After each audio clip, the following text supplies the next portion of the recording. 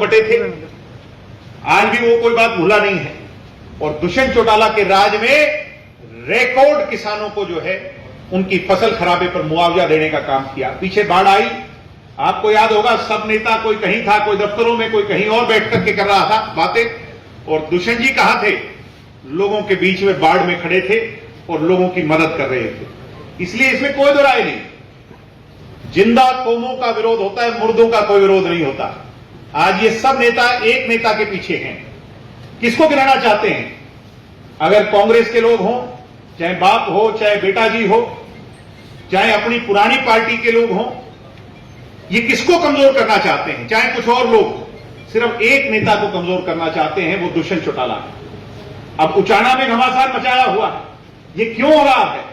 उनने इस बात का वेरा है कि ये 34 साल की उम्र में अगर नेक काम कर सकता है, अच्छे काम कर सकता है, पुरानी राजनीतिक व्यवस्था को बदल सकता है, उप मुख्यमंत्री रहकर इतने काम कर सकता है, तो मुख्यमंत्री जिस दिन बन गया फिर तुम्हारे हाथ नहीं आएगा, इसलिए आप मार लो। ये इनकी सोच है। मगर युवाओं से मैं एक ही बात कहता हूं और इस बात के लिए आपसे आह्वान करता हूं कि आप तोल तराजू करें और किसी के बहकावे में ना आए, अपने नेता का मजबूती से साथ दें।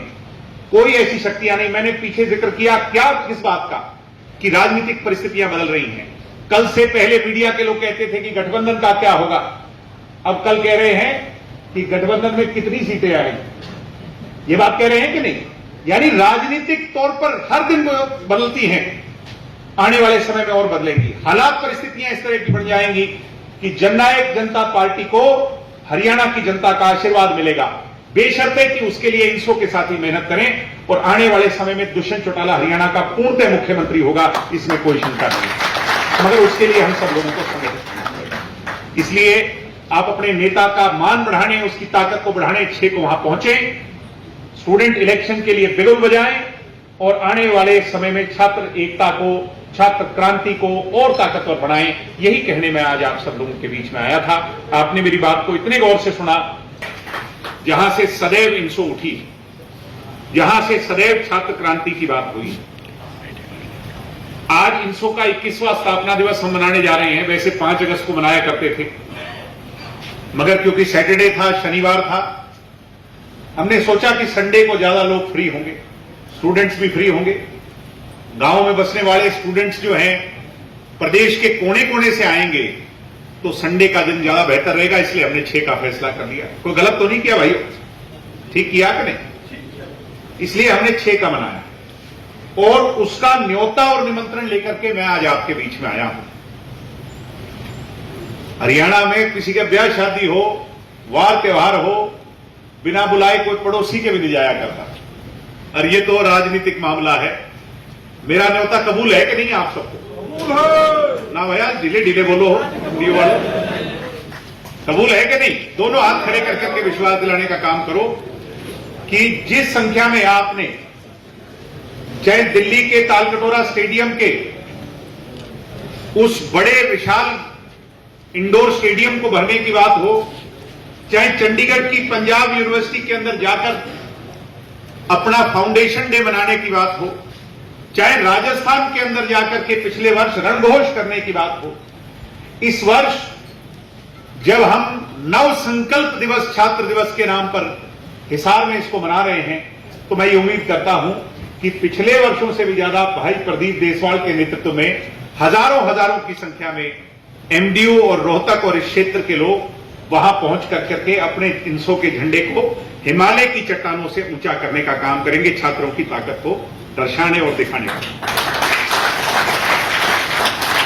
तो जहां मेरा न्योता आप कबूल करियो, वहीं दूसरा मकसद यह है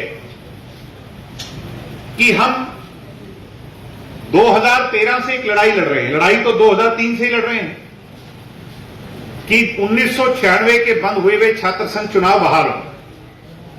आप चाहते हो कि नहीं छात्र संघ चुनाव बहाल हो? सबकी इच्छा है। और क्यों बहाल हो? क्योंकि जिसकी तस्वीर के तले हम बैठे हैं, बाबा साहब भीमराव अंबेडकर, इन्होंने हमें फंडामेंटल अधिकार दिया है कॉलेजों और यूनिवर्सिटियों के अंदर अपने प्रतिनिधियों को चुनने का। और 1996 में बंसीलाल जी ने बंद कर दिए। उसके बाद तमाम समय पर इसकी आवाज उठी। कांग्रेस के 10 साल चले गए और पिछली सरकार के 5 वर्ष चले गए, ये चुनाव बहाल नहीं हो पाए। फिर एक ही जरिया था कि इसके खिलाफ संघर्ष किया जाए, सड़कों पर उतरा जाए। प्रत्यक्ष को प्रमाण की आवश्यकता नहीं। एमडीयू का ये कैंपस इस बात का गवाह है कि कितना संघर्ष पिछली सरकारों के खिलाफ इस मुद्दे पर लड़ा गया है। चाहे यूनिवर्सिटियों के गेट पर ताले लगाने हो, सामूहिक तौर पर गिरफ्तारी देनी हो, या गुरु जम्बेश्वर यूनिवर्सिटी के अंदर जाकर के हजारों की संख्या में भूख हड़ताल कर करके सरकार को झुकाने की बात हो, आप लोगों ने सदैव हमारा इस मुद्दे पर साथ दिया। मगर सरकार ने जब इसको माना था तो एक टर्म कंडीशन लगा दी थी कि जी हम डायरेक्ट चुनाव करवाएंगे तो सही, मगर 1 वर्ष क्योंकि हमारी तैयारी नहीं है, इनडायरेक्ट करवा लेने दो। तो इनसो ने उस चुनाव का बहिष्कार करके यह कहा था कि सरकार 2020 का चुनाव डायरेक्ट चुनाव कराए। मगर क्योंकि कोरोना आ गया 2 वर्ष, और कोरोना में भाई चुनाव नहीं हो पाए। पिछले वर्ष एडमिशन दाखिले लेट हुए और ऑनलाइन क्लासेस चलती रही, इसलिए सरकार ने एक बहाना और बना लिया कि भाई इस साल तो हम नहीं करवा पाएंगे। मगर इस साल अब दाखिले भी हो चुके हैं, आपकी काउंसलिंग जारी है, कोई बहाना मेरे हिसाब से हरियाणा की सरकार के पास नहीं है, नहीं होगा, अब तो कोई बहाना नहीं है। ऐसे में मैंने पीछे इनसो के लोगों से मुलाकात की और इस मुद्दे को दोबारा ज्वलंत मुद्दा बनाने के लिए आज मैं आप लोगों से आपका सहयोग मांगने आया हूं। और बिना आपके इस मुद्दे पर जीत नहीं हो सकती, क्योंकि मुद्दा आपका है। दिग्विजय चौटाला ने या प्रदीप देसवाल ने चुनाव नहीं लड़ना है। चुनाव किसने लड़ना है?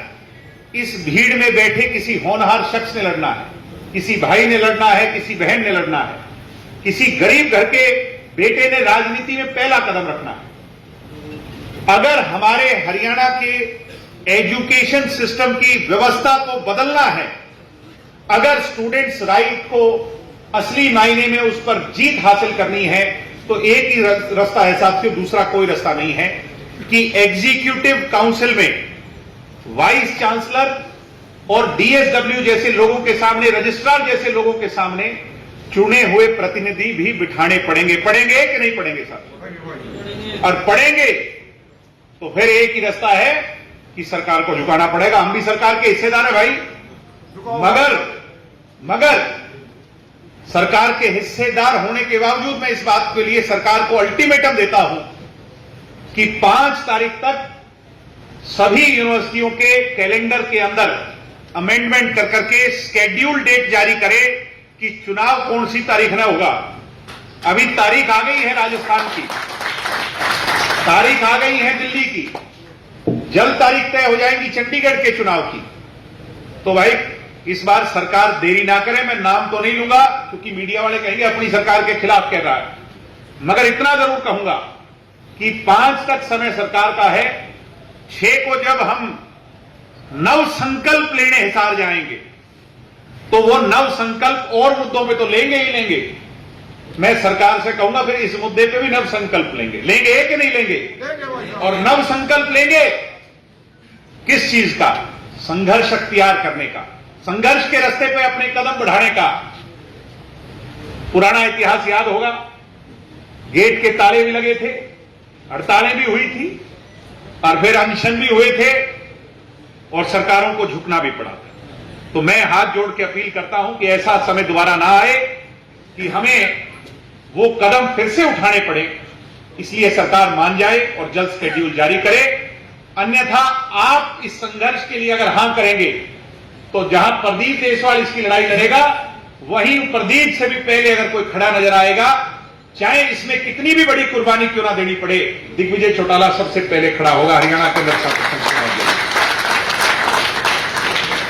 तो छात्र संघ चुनाव पे भाई कोई कॉम्प्रोमाइज नहीं है, सरकार किसी की भी हो चाहे हमारी क्यों ना हो, चुनाव जरूर हो। इस वर्ष नया प्रतिनिधित्व हरियाणा का उभर करके आए, अच्छे कॉलेजों के अंदर लड़के लड़कियां चुनाव जीत करके आए और नया प्रतिनिधित्व जब आएगा तो अगले वर्ष होने वाले विधानसभा और लोकसभा के चुनाव में भी उन लोगों को जननायक जनता पार्टी अवसर देगी, जैसे पहले भी दिया था, आगे भी देने का काम करेगी। साथियों, पुराने ढर्रे को हमने पीछे छोड़ना है। पुरानी लकीरों को पीट की राजनीति नहीं हो सकती। नई देश की राजनीति आप लोगों ने, इस कमरे में बैठे लोगों ने करनी है। आप आने वाले एमपी हैं, आप आने वाले एमएलए हैं, आप आने वाले देश का भविष्य हैं, मगर उसके लिए सबसे पहली जो नर्सरी बंद की हुई है उसको खोलना जरूरी है। इसके लिए मैं आज आपका साथ मांगने के लिए एमडीओ के साथ ही साथ बातें तो और बहुत है, मगर सारी आज कर लेंगे तो फिर 6 को क्या मजा आएगा। वो अपन 6 को सुनेंगे, नेता भी आएंगे और नेता भी दुष्यंत जी के साथ देश के आएंगे, तो उसमें आप जरूर सहयोग करें। मैं उम्मीद करता हूं कि 6 की जो है सभा ऐतिहासिक हो। देश का सिनेरियो बदल गया।